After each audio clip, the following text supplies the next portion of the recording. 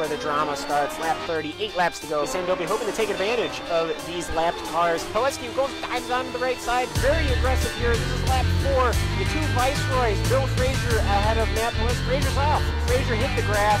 You hit that tire wall, your day is done. Well, now it's lap 20. The Williams still trying to get around the Terrell team as he'll go around the lap car and around those at the same time. At the same time. He's got the inside corner. Will he ride the curb? Yes, he will. He will get him on the inside. Yuna Maria leading us all into Moss's corner. Look at the beauty as his right side will cook the grass. Oh, a 180, no, a 360. Oh. Who will yield going into this corner? Is really not meant for too wide as it will be Gernald. Gernald will yield. Lots of smoke picking up from that Williams car. He is pushing it to the absolute limit. 26 of 30 now. Only 4 laps to go. He's going to get the run coming out the final corner. He's going to pull up side by side with the leader. It's going to be a drag race to the finish. Who is going to get there first? It's going to be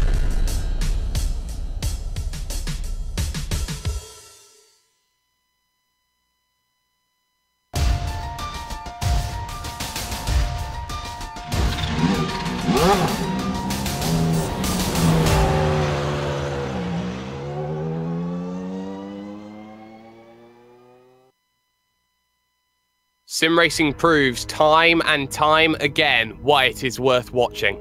Last week, that was proven to be the case as high drama severely altered the landscape, heading up to the most iconic landscape in the world here today.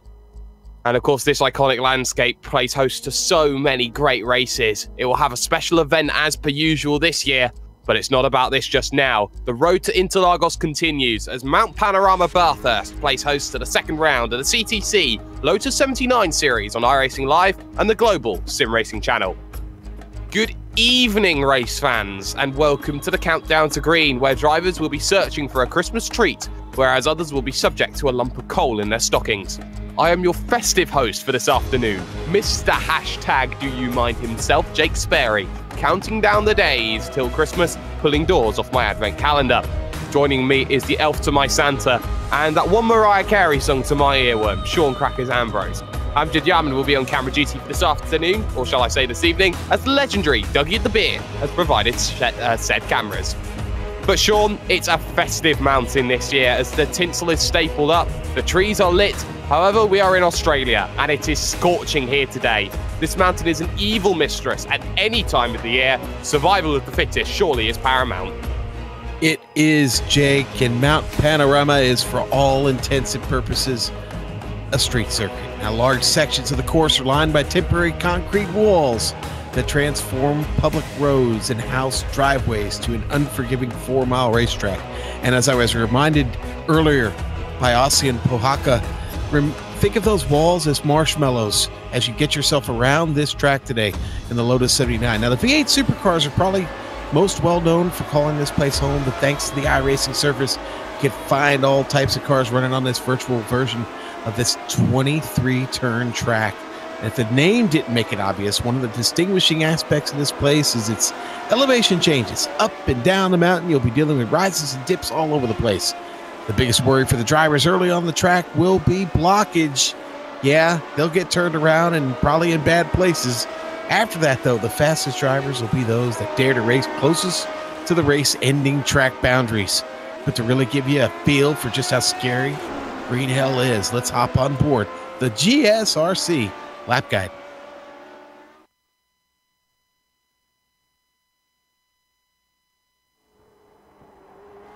All right, we've got Juha Norlampi in the GSRC Lotus 79, so let's do a lap around Bathurst. Coming down to Hell Corner, getting the exit off of here will be critical. It's a simple 90-degree bend, but because of the long run up the mountain straight, being able to find traction quickly and confidently will make or break lap times. On top of that, the Lotus tends to punch a big hole in the air at high speeds, which will lead to some draft battles throughout the race. That'll make this not just a race of attrition, but of strategy as well. Heading up to the braking for Griffins, even though this will probably be a popular passing spot, going through here too wide can prove tricky. And the danger doesn't stop there. The cutting is very much single file with the kink in the braking, so get it sorted out before you chuck it in here. Coming off the corner, you can see it gets incredibly steep now that we're well into the mountain. Be careful with the throttle around Quarry since there's bumps that can easily spin you into the concrete walls on either side. You'll need a big lift to thread it through Frog Hollow, and then across the top there's more throttle modulation needed to navigate the fast left-hand sweepers. Finally, into McPhillamy Park, watch out for the curb on the right because it'll end a lot of drivers' days before you can even blink. After that, swing it through Skyline and slow up the car carefully while you weave through the S's. Ideally, you want to set yourself up for the dipper, but always keep an eye out for yellow flags since track blockages are a real problem through here. Back on the power, you don't have much time before Forest Elbow. Try your best to keep the car off to the right in this steeply downhill braking zone. And then, much like the first quarter, being able to put the power down is essential. You've now come to the Conrad Straight, and the car is going to be absolutely flying along this part of the track. Yet more drafting will keep the racing close, but the big difference here is you're going to have to contend with the chase. Though the kink will be easy with the ground effect sucking the car to the pavement, the braking for the left-hander will be a big old game of chicken. Who's braver on the brakes will probably decide a lot of battles. Watch the crest coming out of here because it likes to make the car understeer. Then, finally, there's one more turn to go with Murray's Corner. Make sure to keep off that inside curb because it's known for upsetting the car's balance. From there, if you kept it all together, you've now finished a lap around Bathurst.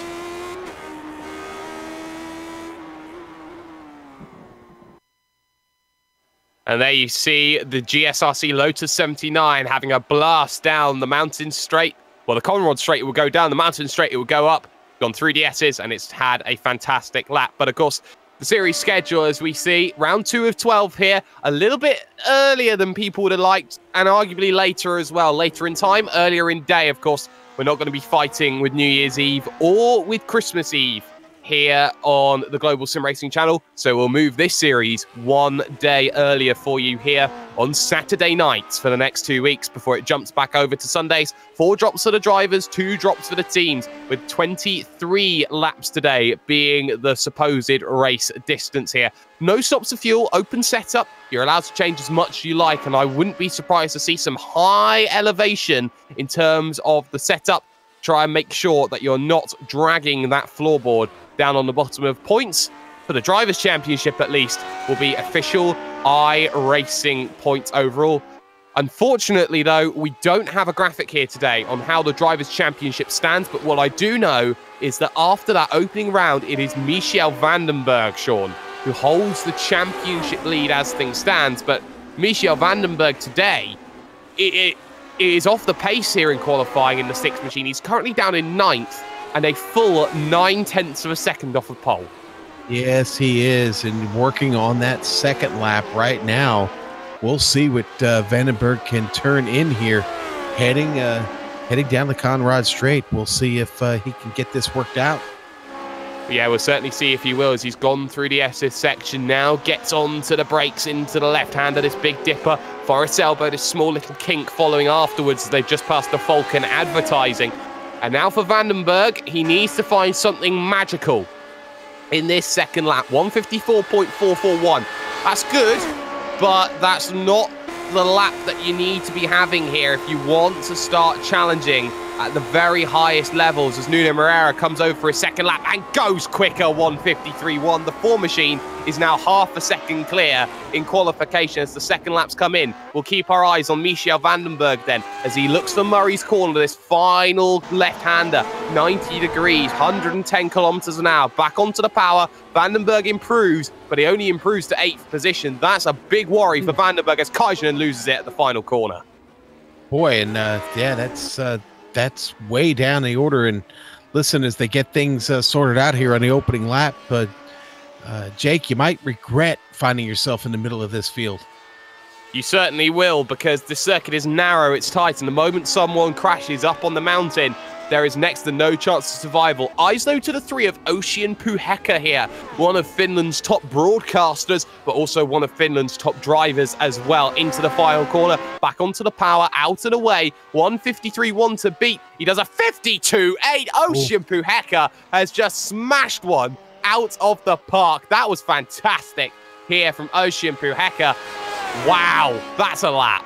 That is an amazing lap by Ocean. Now, I saw him practice earlier, and he was certainly laying down some hot laps, a lot of 152. So that's right where he was aiming for in his wheelhouse. What a run. Oh, what a run indeed from Puhekka. QC Clapp, though. Let's see what Quentin Clapp has in offer here as he rounds the final corner. Currently position 12 on a 54.2. Gets to the line 53.9, though, so he goes quicker here at the circuit. The track must say it is scorching here today. It's 41 degrees on the track, the middle of the Australian sunshine, and that is going to produce a lot of understeer, shall we say, here today. That's going to be a nightmare for drivers, as Kaya Ruokola is the only other driver who is out on a flying lap as things stands, as he heads himself towards the Big Dipper and the Forest Elbow right now. But that's going to be an interesting factor here, because the lap times, they are going to be a lot slower than you'd normally expect, which means that you need patience here today at the mountain, and they sort of go hand in hand. Timer expires, though, for Ruokola. Qualifying is as follows. Ocean Puheka then 152.8 then out on circuit. The only man to break the 52 barrier, 3/10 clear of Nuno Moreira, the driver who is the reigning champion and threw away a championship victory in the last round of the championship. Tapani Lililuoto, who will start from third position with Steve Bycroft. Great qualifying for him in fourth. Kaya Ruokola couldn't get the second lap in fifth position. Mark Pickford in sixth. Fabian Gerber seventh. QC Clapp, good qualifying from him in eighth position, with Michel Vandenberg, the championship leader, in ninth. And Gerd Hofer also struggling on qualifying. He's down in 10th. All right, Jake, we're going to go to the 11th, and it's going to be Joni Kaisinen there in 11th qualifying. Lear de Hughes, 12th. 13th, going to go to Cedric Kolchik. 14th, Timu Vascalampi. And 15th, going to be Pablo Lamberez Juarez and Barry West in 16th today. Robert Plumley, 17th, and 18th, Jerry McAreevy. And what is interesting about McAreevy's lap time is the fact that we're not running the 107% rule, because I'm pretty sure he would fall outside of that bracket with a time that is officially 8 seconds slower than the qualifying time of Ocean Puheka. Take it nice and easy, he said.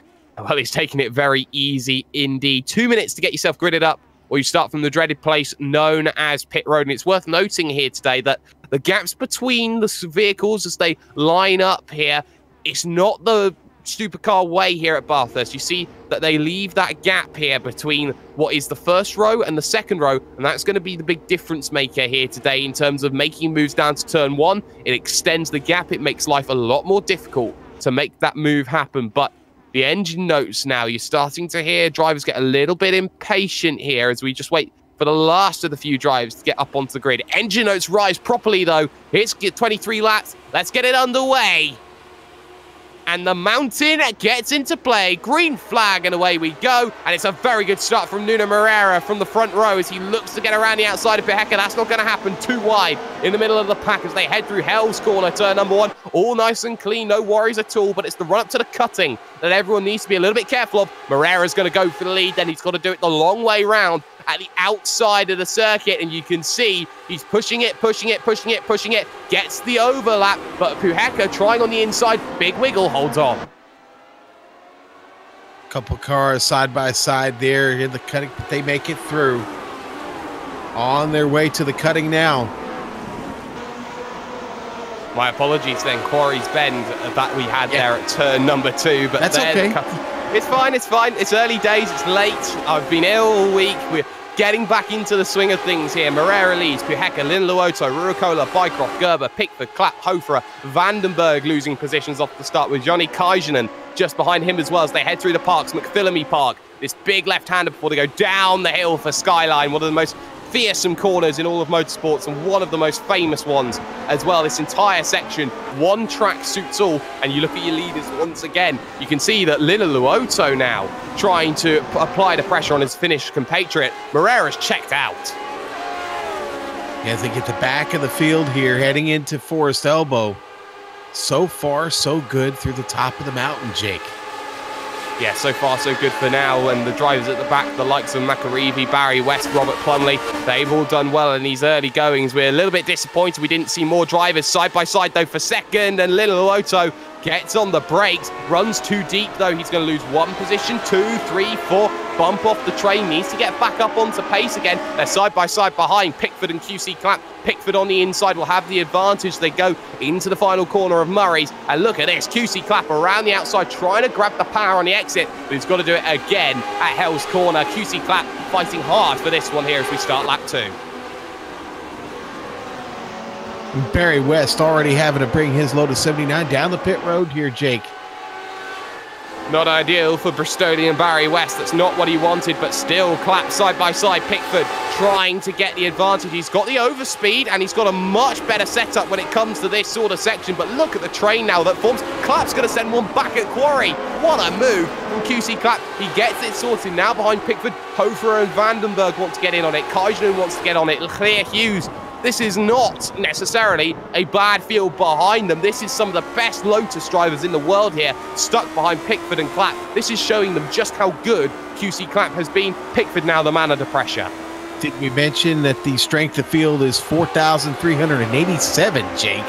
God, I've seen Formula 1 races with less SOF. That is a sensational amount of SOF that you see, and that's all personified by these drivers that you see up towards the front of the field. That shows you just how strong everyone is. They head down the mountain for the second time here. They all stack back in terms of this one. They're all stacking back. In fact, Tapani Liluoto now thinking about trying to get onto the back of Fabian Gerber here. But behind all of this, you've got likes of Vascalampi struggling here, Suarez on the back, Plumley on the back here, of all this train that's all the way behind Mark Pickford. And now here comes Gerd Hofer. No Gerdo Freakshay at this race, but look at this. Hofer thinking about the inside then as they head to the chase. But he'll be on the outside line, breaks a lot later, gets a little bit of wheels on the grass, but he manages to slow it down somehow. Great move.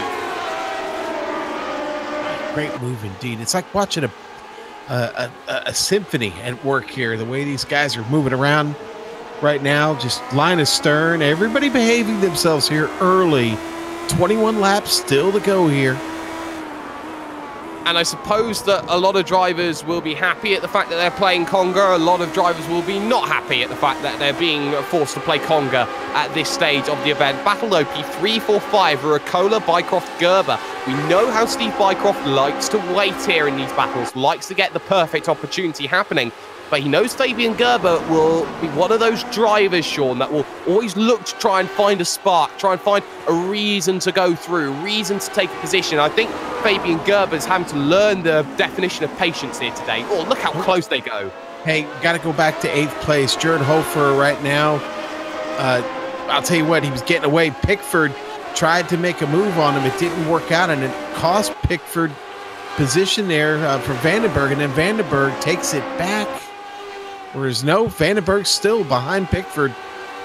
Yeah, and that was all at the cutting. Tried to go around the outside, didn't work. The time you can see easily lost as Michael Vandenberg desperately needs to try and find some points in order to salvage something out of the championship picture at the early stage. Yes, he's got drops, but he doesn't want to be using them at this early stage of the season. So he looks to line up Mark Pickford here as he now heads through the Forest Elbow and now gets onto this Conrod Straight, the prime overtaking opportunity here out on circuit. But Pickford has that vehicle set up for these long straights to play defense. They head under the Fuso Mitsubishi Bridge, and now into the chase they go. No apron from either of them, and Vandenberg thinks about the inside, has to back out of it in comparison to his driver in front of him. And look at who's now waiting behind, Johnny Kaijinen, looking for the top 10. And look at that wide going the driver there of Vandenberg. Boy, did he get stuck up on the curb there, Sean? I think he did. That's what I was coming on to say. He just seems to be struggling here early on, doesn't he, Jake?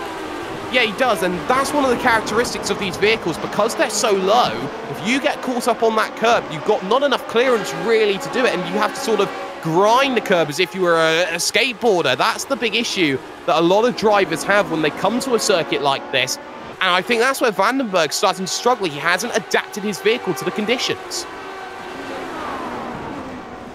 Yeah, I think you're absolutely right, Jake. He hasn't adapted yet, and boy, you don't want to waste any time because we talked about the strength of this field. You're going to get overtaken quickly, and you're going to continue to drop. I mean, Laird Hughes is behind him and making quite a run at him right now. He's just a tick off. I think he'll be there soon. He may be here, the Welshman Claire Hughes, and Puheka running into issues in the 3 machine, and that is a lot of time dropped there from Puheka. That's a position, and that was all down at Skyline, down that section. Replay up on screen. He gets a wiggle through the right, tries to save it through the left. Yes, there's contact with the rear as he hits the concrete wall, but somehow Puheka has lived to tell another tale, and he doesn't seem to have too much damage on that vehicle, now behind Ruakola in second position. Yeah, and just a little bit of damage can cost you about a half a second a lap. Got to be really careful here. He's got just a little bit of damage on the right front wing. Yeah, very minor.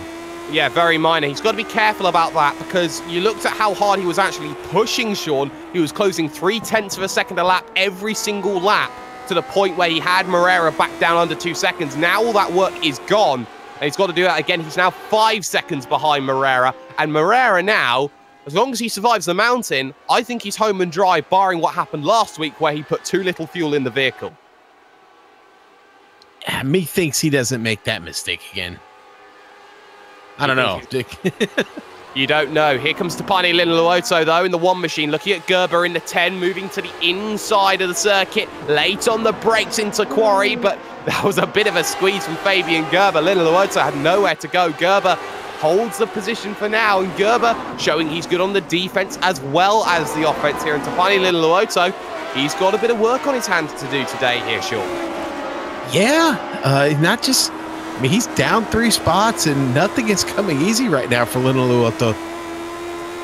It's not about the matter of it being easy. It's about the matter of trying to get as many positions back as you possibly can as the train continues behind Kaya Ruakola. Down the mountain they come once again. 5th lap out of 23 here this evening.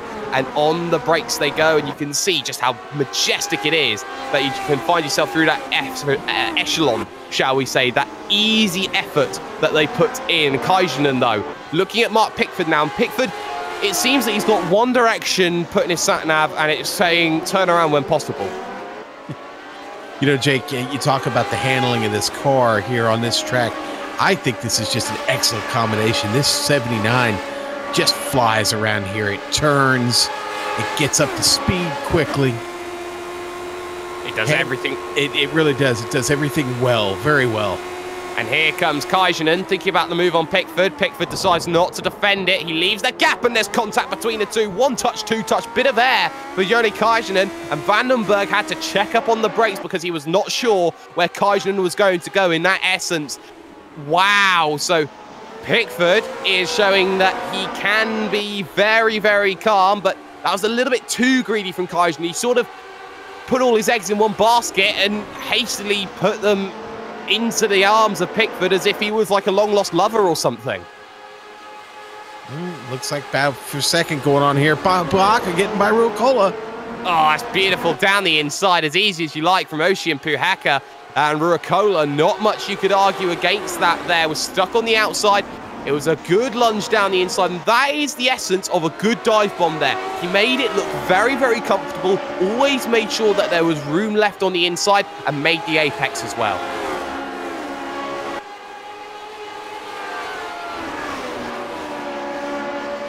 I don't want to poke the bear, but this has been run really, really well since the green flag has dropped here, Jake. You are poking that bear quite ferociously at this stage. As Mark Pickford still under pressure from the driver of Joni Kaisunen. Kaisunen will now have to go single track down the mountain unless there's a mistake from Pickford. And you can see just now how it's checking up behind Kaisunen here. Vandenberg, Hughes, Krolschik, Vaskalampi, shall I say, as I was trying to confuse him with Jonas Vastamaki. So that's just how difficult finish names can be from time to time. But now onto the power, down this Colorado straight and hoping for opportunity. Ruakola won't be close enough to Puhaka. Puhaka's gone off in the distance. But now Pickford will be the man under pressure. Here comes Kaisunen. There's a bit of damage to the rear wing as well of Mark Pickford's machine. That's going to be hampering him in terms of top speed. You can see to the outside now, Kaisunen is going to try it later on the brakes as he heads himself in, but he's going to run too deep here. Tracks back out. Here comes Vandenberg to the outside as they make the run to Murray's. He's got the inside, and Hughes now with nowhere to go. Yeah, and Lear Hughes just stuck back there, and Lear's got to worry about Cedric Krolschik right behind him. Almost up his gearbox there. These two still fighting, though. Kaisunen going at it here with Vandenberg. Vandenberg got the preferred line right now. And Hughes braking a little bit early. Should have maybe followed that driver down the inside. Won't have the run off the exit, but Kaisunen still not giving it up in comparison to Michel Vandenberg, the championship leader. Here comes Cedric Krolschik behind Noah's Ark. The animals came in 2 by 2, but they came up 2 by 2 up the mountain straight now. As you can see, Krolschick on the outside, but it's Vandenberg's position. Krolschick, though, fighting with Hughes. Hughes has the inside, and Krolschick washing out on that outer track. Vascalampi, though, getting a very close for comfort moment. Yeah, he had to kind of make an evasive move there. It cost him a little bit of time. That's all right. Vascalampi still having a solid run. That's all you need at this stage. Survival arguably is the better goal than going for positions at this circuit. It's one of those circuits, Sean, that strikes fear into the hearts of any mortal man, sometimes even the immortal men of racing. Yes, indeed. Yeah, really, you just try and take care of the car for as long as you can. Hope you outlast, kind of survivor mentality. Hope you outlast your opponents. And I had an eye on Tapani Lotus. He went very wide through that left-hander, and you've seen it, oh my word, Sean. Oh, yeah, our good friend Robert Sugar Plumley. Boy, he ditches it off into the sand and then into the wall. Well, those walls come up quick. That's McPhillamy Park for you. He gets himself on the curb. He just tracks up on that exit. He just clips that curb at the wrong angle. He mounts the curb at 45 degrees perpendicular. That's not the way that Plumley needs to attack that curb. You almost need to glance it, almost kiss it in essence, that you have to do. And that's not what happened to Plumley. And, well, the world of Kinducci has just gone crashing down for him. Yeah, it has. And that's probably going to be the end of his race. He hit it awful hard. I can't imagine the repair time going to be. That's probably going to be lengthy. That I can agree with you on that one here, as Michel Vandenberg now looks at Mark Pickford for 9th position here, looking to get back net even in this race. Vandenberg, big wiggle though as he tried to move to the right-hand side. He had to almost get out of the throttle a little bit there to save the vehicle not turning around, but the position given early by Pickford, he knows when he is a man that is beat, and he has lost that position. Now here comes Kajanen thinking about it, up towards the cutting. That's not going to work for Kajanen here. He'll have to sit and wait, and he has been frustrated all race long. I think the wing damage is obviously hurting Pickford enough. He's just not able to battle anymore with Vandenberg, and really Kajanen looking to take a piece out of him now as he tries to get by. Kajanen with his wing damage, though, not at quite the advantage Vandenberg was. So we'll see here. Kajanen's got to be patient, though, for the rest of this trip down the mountain.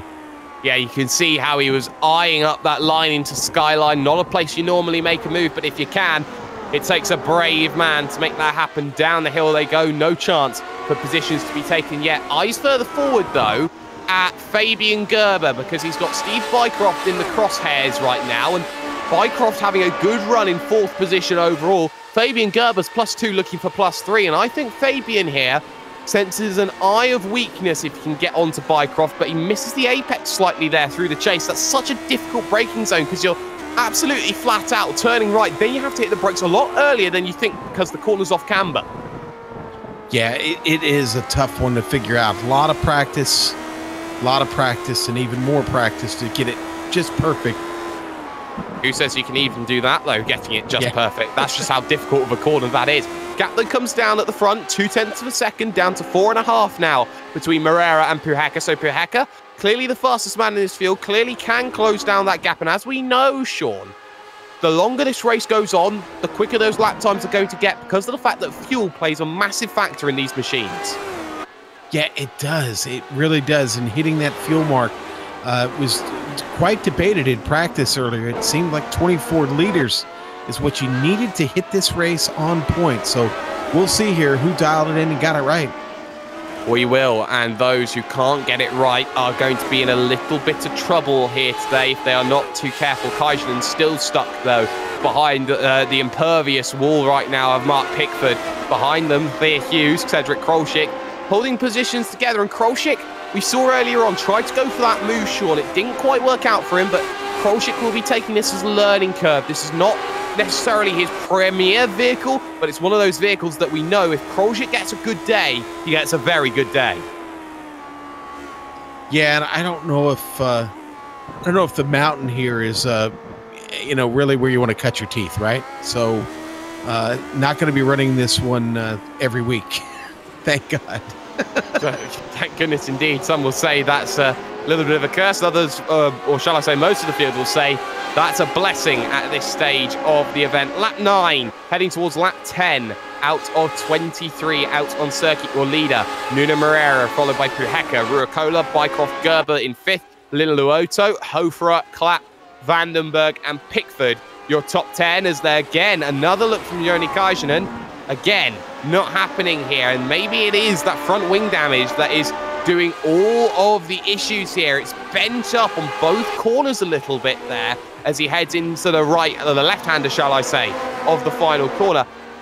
It's that wing damage. It's so subtle, but it does so much in these vehicles here. They are very highly strung. Yeah, and he's probably not turning as well as Pickford is right now. And, you know, even with the rear wing damage that Pickford's got, he's managing to do enough to keep Joni behind him and really made this tough on him. But, yeah, I think you're right about having damage on both sides of that wing. And Joni takes a look there. It's not there. Pickford trying to keep it down, runs it out wide. There he goes. And that's brilliant play from Kajanen because he went to the inside, tried to scare Pickford. Pickford very easily scared, run too deep into the corner, scared about leaving the door open down on the inside. Sometimes you have to in a situation like that because he's lost the position on the exit, whereas he could have fought it all the way up to the cutting. Now Clear Hughes, the Welshman, will have an opportunity potentially when they come to the mountain straight to try and make that move. Not if you're going to start moving earlier to the inside through Solomon Park. You've got to be careful about corners like that you don't run into too many issues. I used to hope for her, though. He's caught Tapani Lilluoto, and he's caught him very well here. So Gerd Hoferer, arguably you could say the heir apparent to the 13-time CTC champion Gerd Friche. Gerd Hoferer now starting to make moves, +3 for the day. Yeah, a good day indeed. Jared coming up through there. Can he get just a couple more here? Time running down. We are now past that halfway point.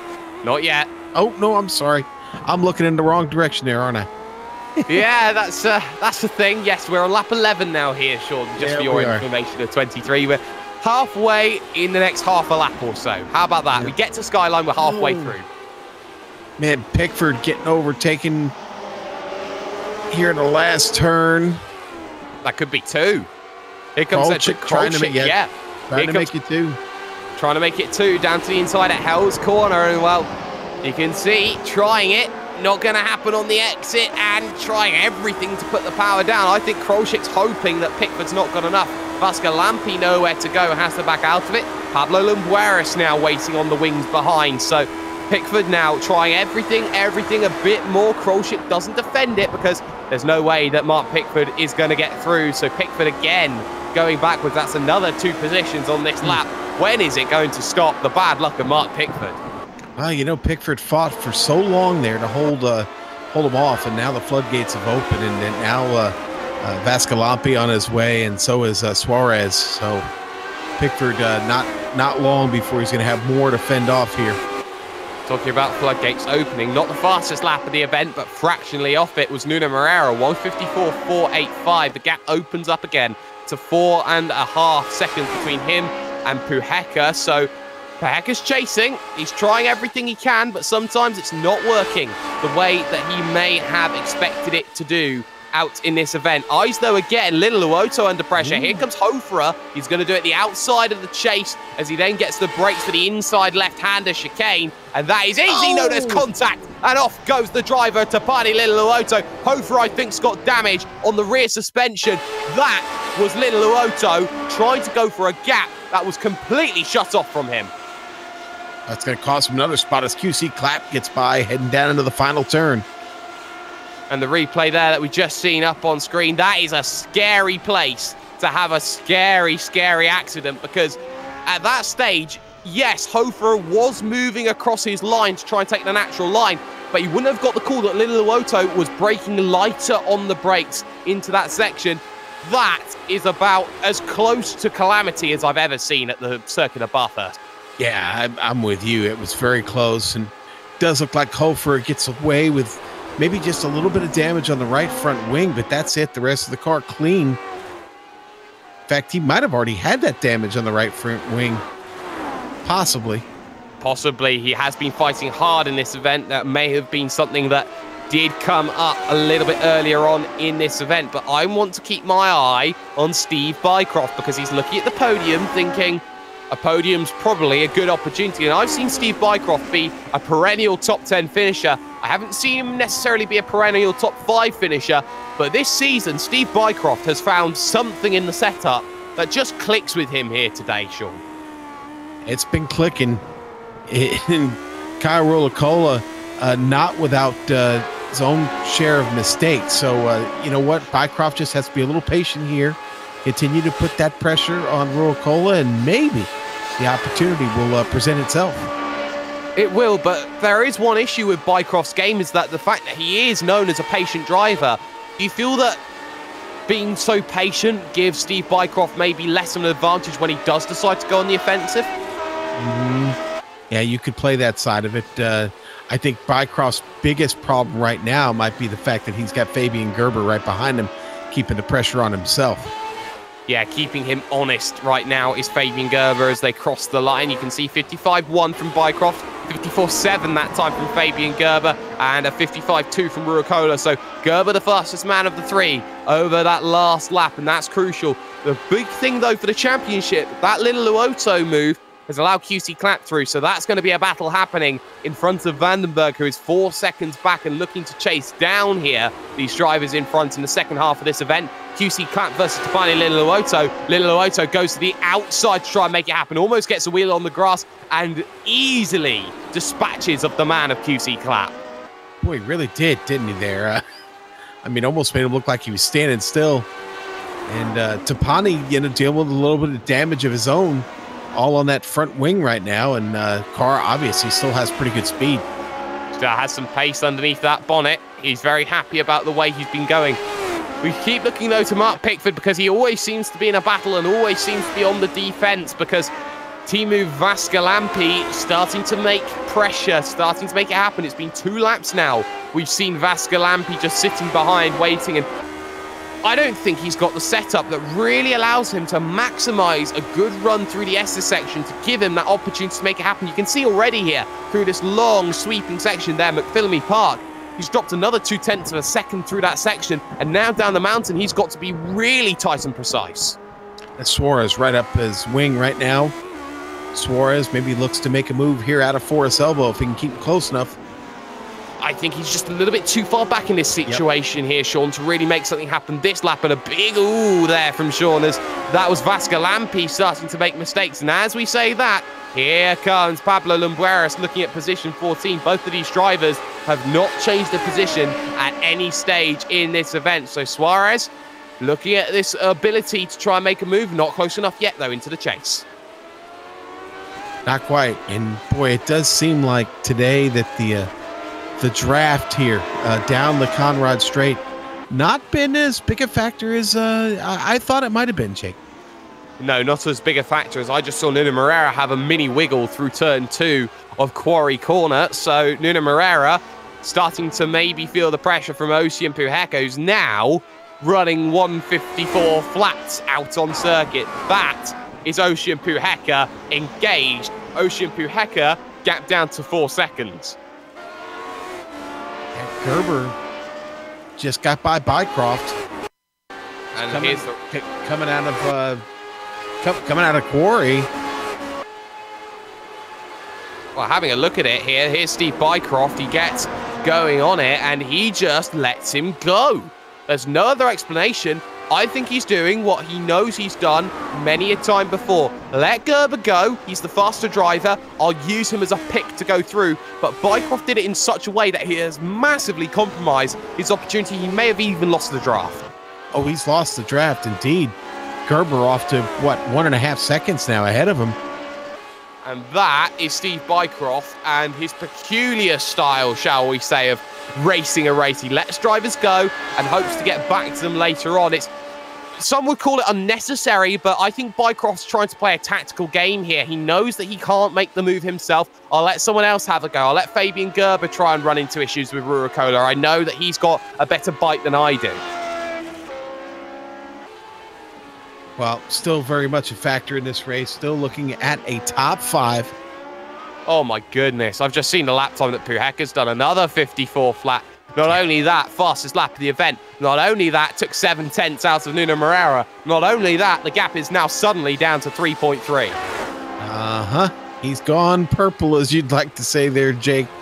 Oh, yes, he has. He is starting to really make things count. Someone on the backwards drive now also is QC Clapp, a 56 flat that last time by. Michel Vandenberg just took a second out of him, 55 flat from the championship leader, looking for position 8. I think he's hoping to try and make this move here, gain one more position, limit the damage here today. Oh, it's right there in front of him. Man, QC is having quite a day himself. It's going to be hard to get by now. That's his teammate, so you begin to wonder, how hard are they actually going to fight there, Jake? Multi-21, perhaps? Well, the giggles are there. We know that maybe team orders could come into play. It's not forbidden here in terms of the racing action between the pair of them. There may be some words to talk about that, though, in the iRacing Sporting Code, but of course nobody reads that, so nobody cares. But the point of the matter is, it's now all about Ocean Puheka. He's made the race all about himself because he's finding the pace that nobody else is really managing to make. But if he's running laps like this, how much fuel is he using up? Well, okay, so there's the magic. That's the $64,000 question, isn't it? How much fuel is he using up? If we got enough in the tank to work with here. You know, we talked about it earlier, Jake, that was probably going to be a big part of this race, is hitting that fuel number just right. Yeah, and another 54 flat, but it's an improvement, though, from Nuno Moreira. He does a 54.3. That's just fractions off of his fastest lap of the day, a 54.292. The gap, though, comes down. It's 3.1 seconds between the pair of them, and Puheka knows that he has the bit between his teeth. Even if he doesn't catch, because there's 7 laps to go with 3 seconds closed down, he's got to close 6/10 a lap. Even if he doesn't close it, he's forcing Moreira to go as quick as he possibly can. And if Moreira buckles and breaks, as we've rarely seen throughout the time that we've seen Nuno Moreira race, this is Ocean Puheka's for the taking. It really is. You talked about Ocean having the bit in his teeth. I think Nuno's got the bit, honestly. I think he's hungry for a win here today, and boy, he's looked awful good. And as long as he's okay on fuel, I don't see the mistake. I don't see any pressure. He's not driving like someone who's under an immense amount of pressure right now. At Lotus 79 looks very fluid around the mountain. It doesn't matter how fluid it looks right now here, Sean. The matter is, one small mistake, one moment of concentration lapsing, that can be all it takes at this mountain. There is no forgiveness from this evil vixen of a mistress, and you hope that Nuno Moreira has that ability to hold on. Puheka's worked hard for it, though, today. Of course, we had that moment at Skyline that cost him 3 seconds out on the road. He's pulled back 2 of those 3 seconds, but he knows the moment that he's closing that gap down, he gets it under 3 seconds, he makes a statement. He gets it under 2 seconds, he makes a statement. And Puheka, well, we're just going to have to see the time when they cross the line under the Armorall Bridge that they're going to go towards that final corner.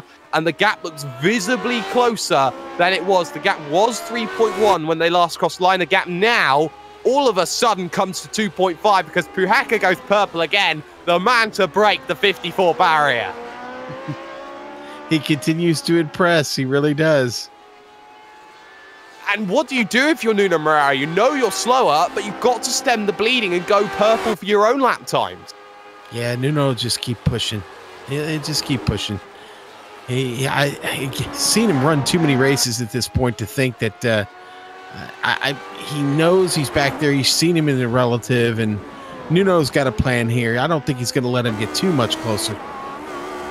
No, I wouldn't expect that, but we're also seeing still this battle between Pickford and Vascalampi. Vascalampi has not been in a position to make a move for the entirety of this event, and again, he's not in a position to make this move. One retirement today is the man that they like to be called here in the world of Global Sim Racing Channel, Sugar.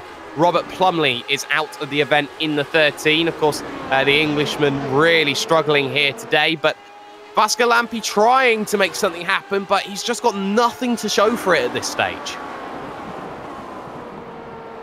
No, I would agree with you there. Just nothing to show for it. And even though Pickford working with that damaged machine. He still is able to keep Vascalampi behind him. But Nice. Jake, I was going to say, I'm just looking through the field here, and boy, the battles have really kind of sorted themselves out here as we get into the closing laps of this race.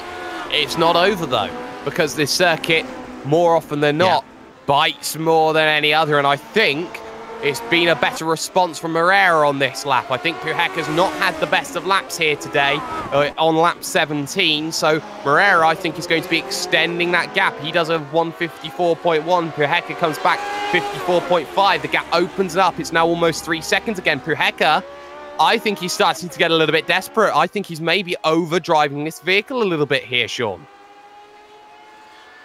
I think that's going to be your nature to do that. I think it's just human to push, especially when you see the end in sight. The light at the end of the tunnel is starting to flicker here, and Puhaka's pushing is coming at a cost right now. Moreira starting to open it back up again.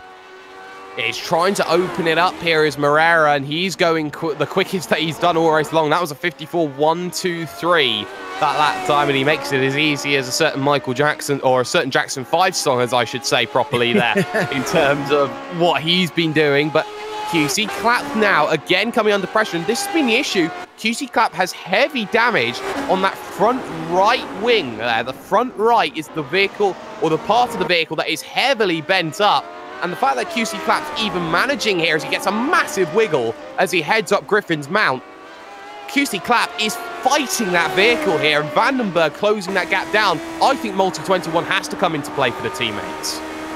I think so too. But I will say this. If they get together on track, there will be an airing of grievances after this race is over. There will be some words.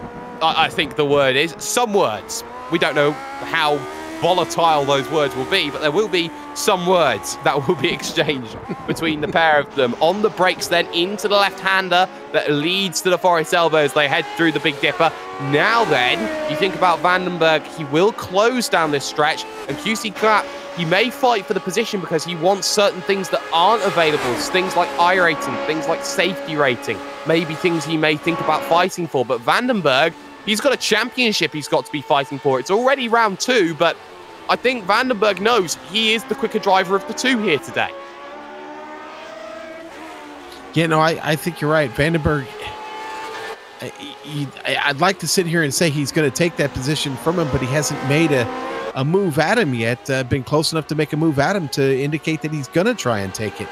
And he was a little bit too deep there through Murray's corner there. He has to be careful about that because of the fact that, he needs to make sure that he makes a move. He's trying to be careful and delicate, but he looks like Mr. Blobby trying to walk through a door right now.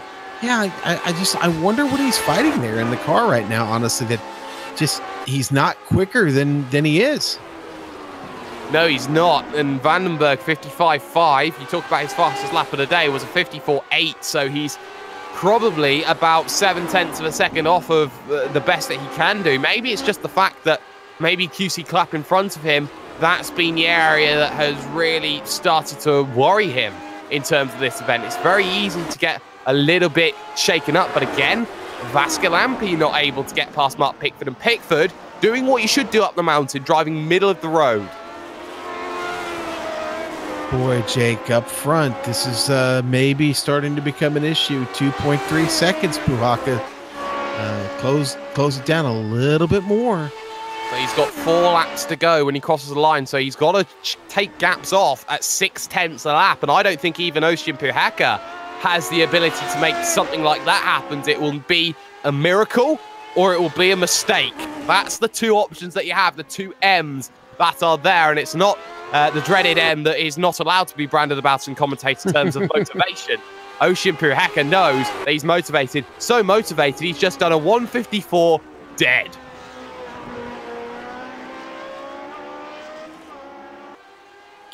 Impressive, really impressive, but like you just mentioned, with 4 laps left, boy, a lot's going to happen here.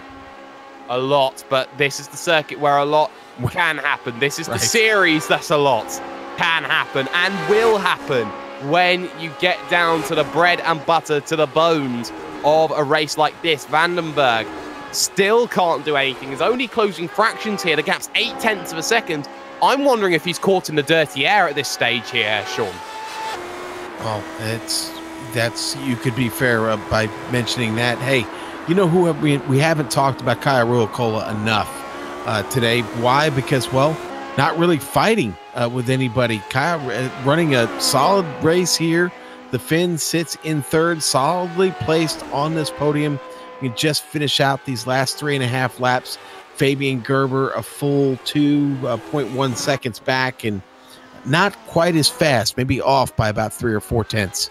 And you have to say now in this situation that the gamble from Steve Bycroft has completely backfired, Sean. Yeah, he's not within striking distance now, unfortunately. Bycroft left too much meat on the bone there for his opponents. Easy pickings, and that's going to cost him a position come the end of this race. He started 4th on the grid, and now he's down to 5th, but we'll focus on your race leader because now Ocean Puheka needs to think about this, needs to start thinking, is that gap now under 2 seconds? Am I visibly making an impact? He sees him a lot closer than he was comparatively on that last lap. Gap across the line, 1.9. It's finally under 2 seconds when it gets down to the clock. And Ocean went purple, 153.8. It was a 54-1. It was a great lap from Moreira. That's enough to stem the bleeding at this stage. It's 3 laps to go. It's 0.6 a lap now. It has to be from Puheka. He's now relying on Moreira just running into issues, starting to lose that rear end as maybe the tyres going off in 41-degree track temperature heat. Well, there is traffic up the road, but I don't think Nuna's going to catch it. In fact, they're getting into McPhillamy Park now, so still quite a ways for them to go to catch that traffic. So I don't think that'll be a factor before this is over.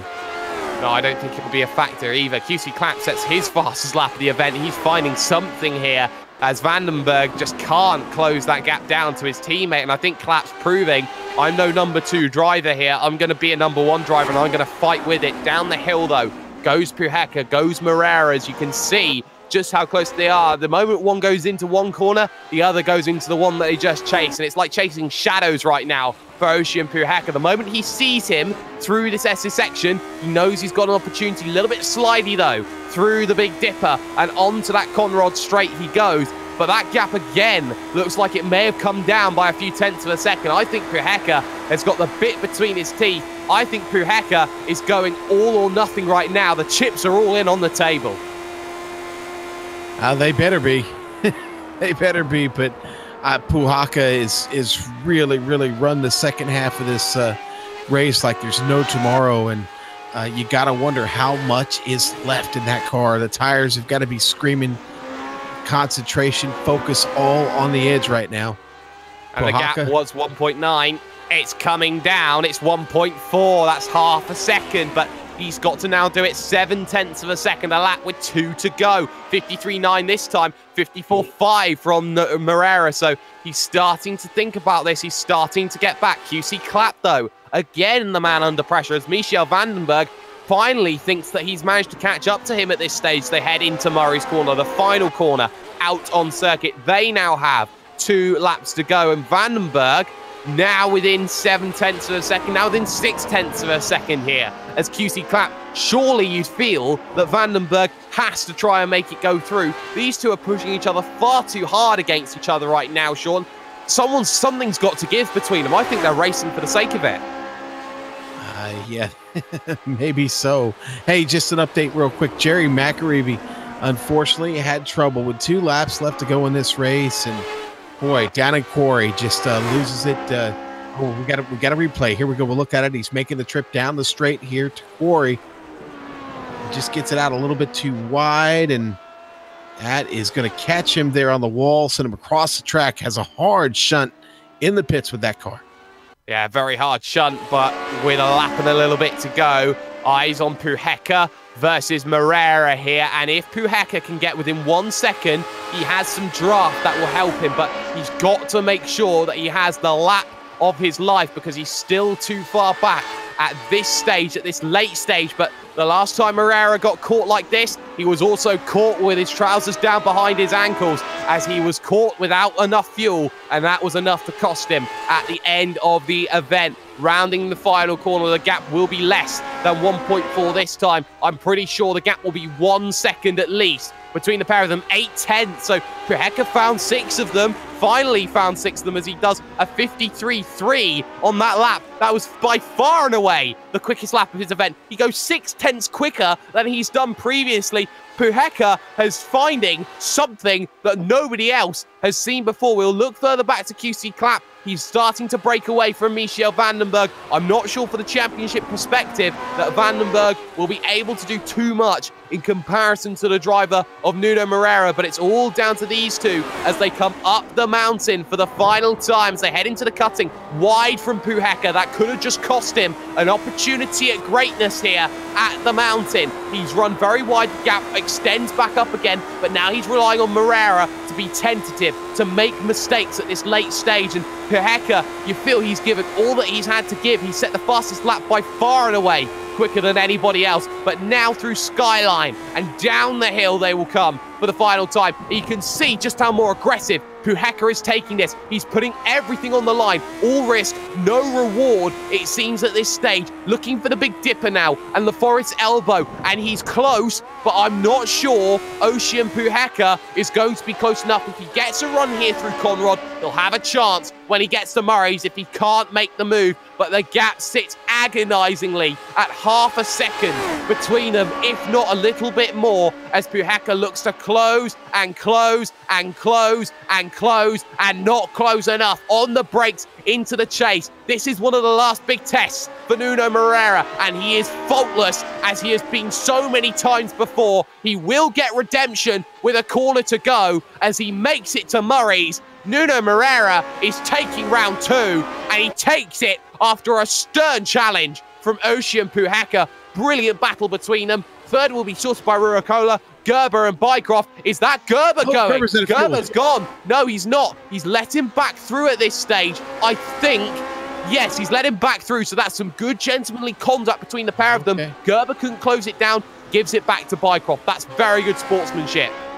Hofer are going to come home in 6th. And Clapp holds off against Vandenberg. So Vandenberg maybe ruining the fact that his teammate didn't let back. And, well, we look further back, side by side. Vascalampi finally does it, but Pickford's not giving up. He's got the inside. Now for Murray's corner. Vascalampi's got to hold it the long way around or up and under. He goes for the up and under because look who's got no turn-in at all. Vascalampi played the card, and there's Pickford. Agonizing end to his race. Yeah, agonizing indeed. Boy, what a bad day for Pickford. That's a shame. It is a shame. And one final driver, Barry West in the 18. It's not been his day today, Sean. And, you know, we've seen Barry West at his best. We've also seen a lot of Barry West really struggling over these last few months. And it's a shame to see him run into issues all the time and run towards the back, because we know how good Barry West can be. Yeah, and his trouble, it started early and not able to recover from it, obviously, when you have to take a pit stop on the first lap.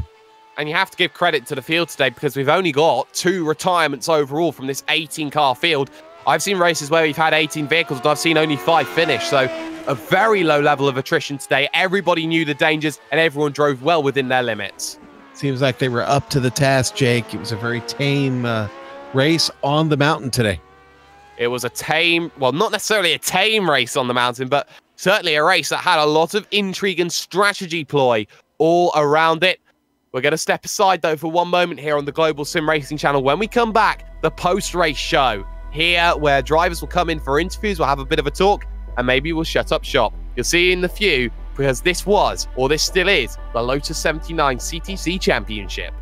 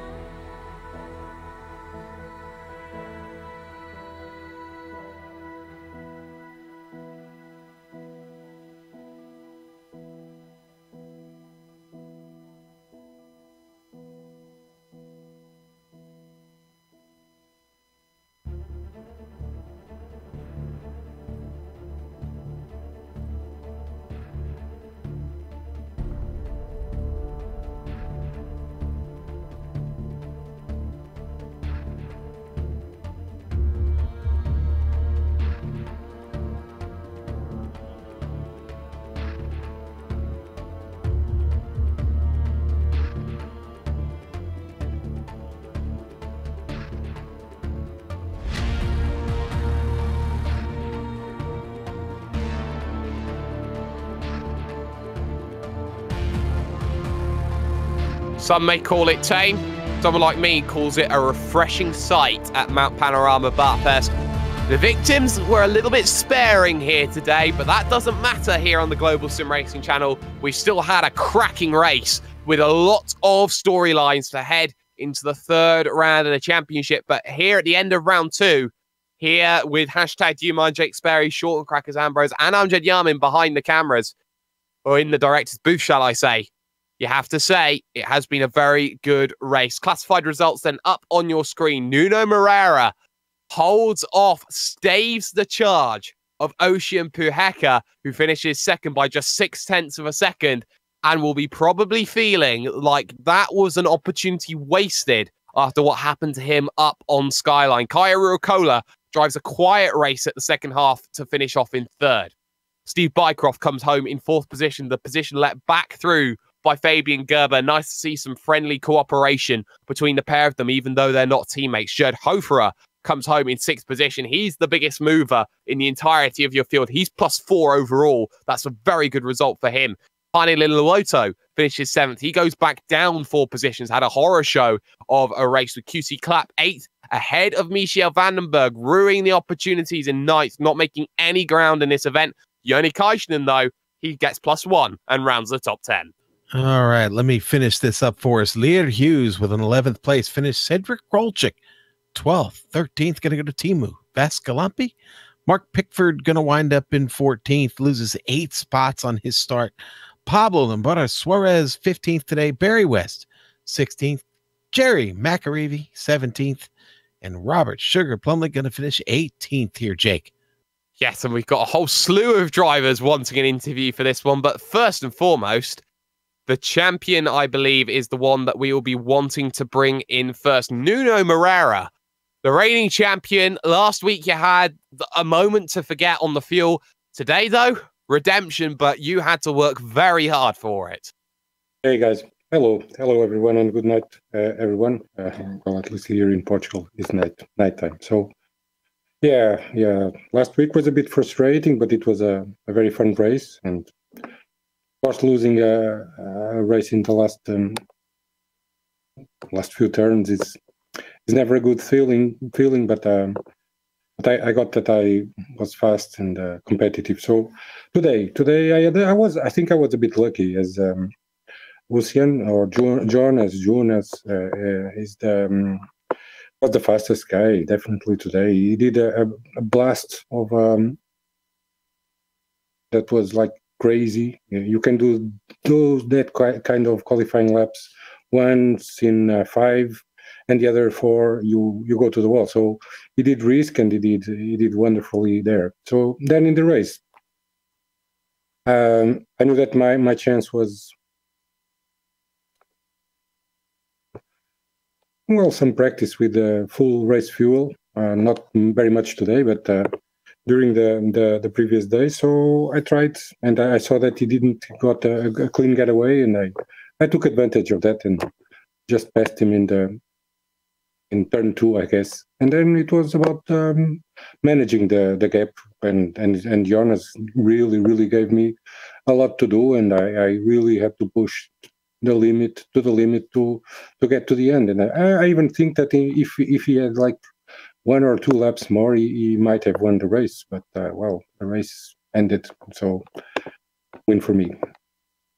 Well, you can certainly be very happy in that sort of respect. But Nuno, you know, some people say that the worst part about this circuit is having to battle up this circuit. And in terms of what you had to do today, you never really had that side-by-side moment after the fact of turn number 1, or turn number 2, shall I say, out on the race overall. So for you, how difficult is it to hot lap, to maintain a pace, knowing that gap's coming down 0.2, 0.3, 0.4 of a second every single lap? How hard is it to maintain that concentration and keep a level head underneath the helmet? Yeah, Jake, it's not easy. I have to tell you, because in the initial laps, I had like a 4-second gap, or 4 to 5 second gap, and then I ended up with less than half a second. So it is hard. This circuit is very hard. And one of the things that I was really trying was to lose the smallest amounts possible to Jonas, and hopefully he would crash into the wall. That was my plan. But that didn't happen, unfortunately. But all in all, I knew that if I kept like half a second, I would be safe enough. And even if he got to a side-by-side situation, my car was pretty faster during the straight, so I don't think an overtake would even be something that it could be. I was pretty calm and relaxed. It's, as you said, the big challenge here in this circuit is to keep it tight and do not crash into the walls. And I had a few moments there, a few mistakes. I tried to pull my laps together and stay calm, and that's how you win races here. It's not a hot lapping circuit.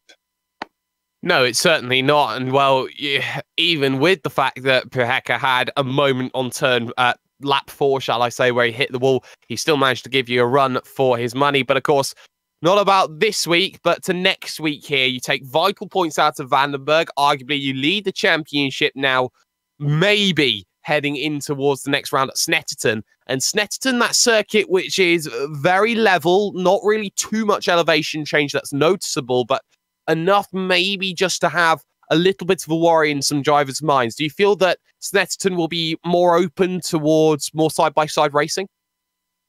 Well, yes, definitely. It's a lot more safer to do side by side there than Road Atlanta or here in Mount Panorama, which is for me the circuit in all sim racing world. I have to say this. It is the best experience one can have. But going to Snetterton, yeah, definitely it will be an interesting experience. I don't plan to race as it's like New Year's Eve and all that activity. But hopefully I'll get back after that. And to be honest, in my personal opinion, it's not a circuit that I think it fits the Lotus very well. I have only tried the 200. Maybe the 300 is better, but well, who knows? But it's not this season that I'm going to know. So I wish everyone, good luck there. It's going to be fun, I guess. It certainly is going to be very fun. Nuno Moreira, the champion from last season, but the driver making a statement victory overall for this one. Sean, though, you found the other driver who has made himself a lot of presence. You found Ocean Puhaka. I have Ocean Puhaka here with me now, and congratulations. Great race. And boy, how many more laps did you need there, Ocean, to pull that off? I wouldn't have needed any more laps had I not crashed all the time. We didn't crash. Don't be so hard on yourself, man. Boy, what a valiant effort. And I know that's not enough to bring you a win or make you happy, but it was sure exciting on this end watching it. Yeah, I was actually, my mind is racing all the time when I'm driving. That's no pun intended. But so at one point I was thinking, I really got to catch Nuno because everybody's going to be watching.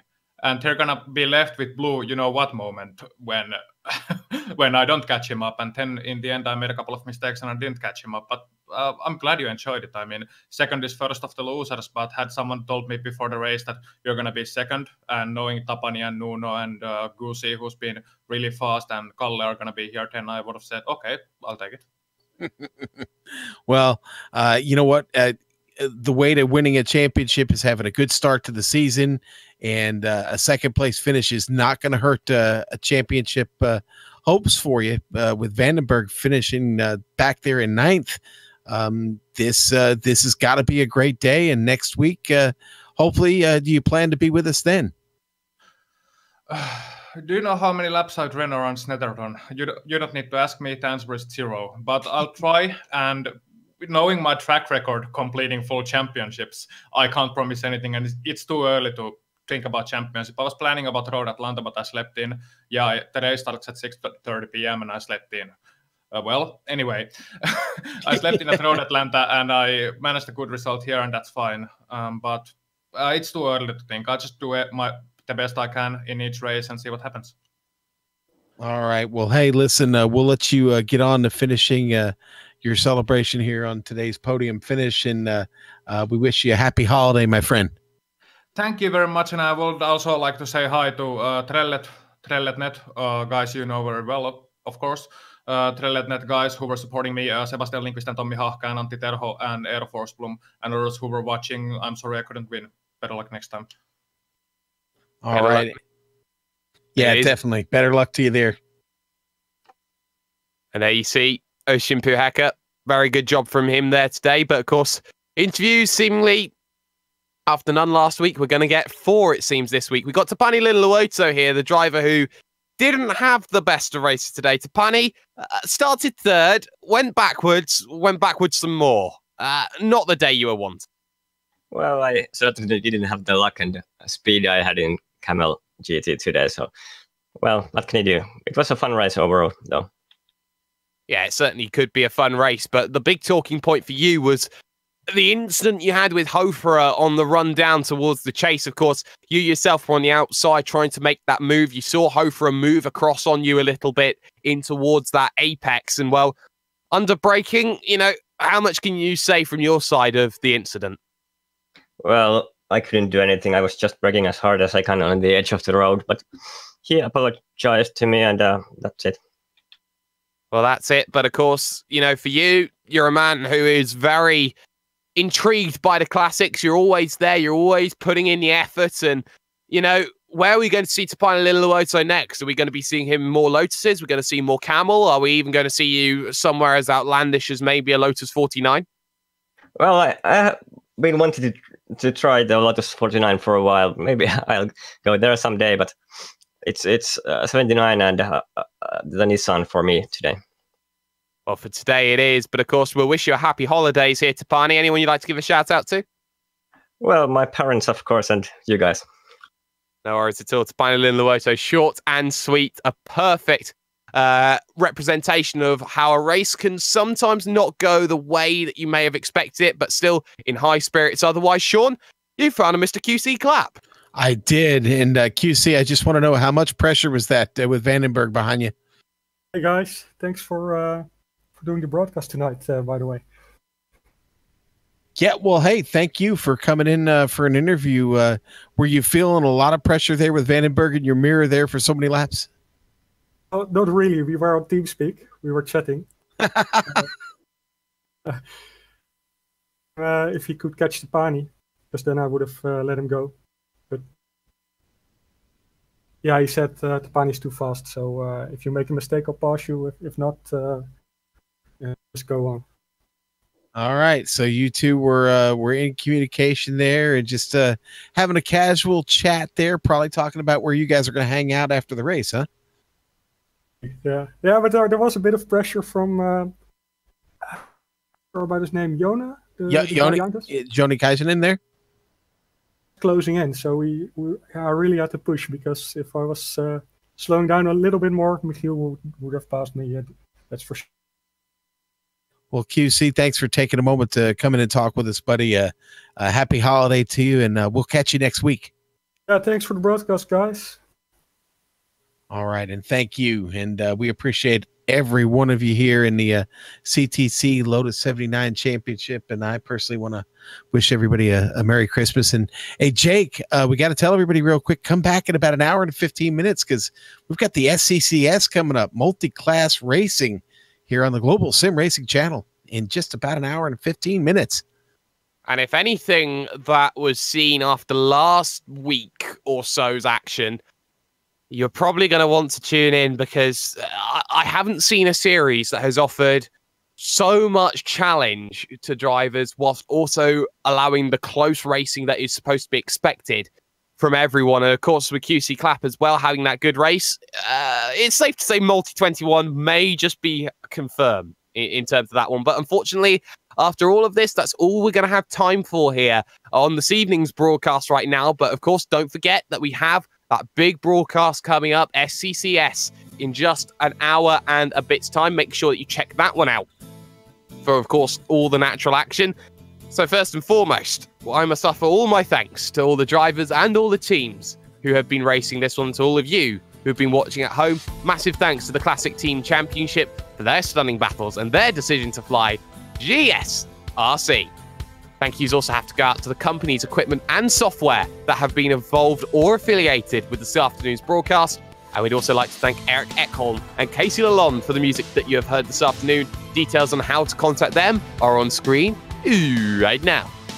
And speaking of contacts, if you are wishing to have your series broadcast, or you just want to find out when the next dose of sim racing action or otherwise is live, pop over to globalsimracingchannel.com or check us up on social media with the Twitter handle @GSR Channel, or catch us on Facebook as the Global Sim Racing Channel. Round 3, though, heads over to Blighty, and in one of, if not the final broadcast of 2017 on the Global Sim Racing Channel, we are headed to Snetterton for a barnstormer worth of action on the 30th.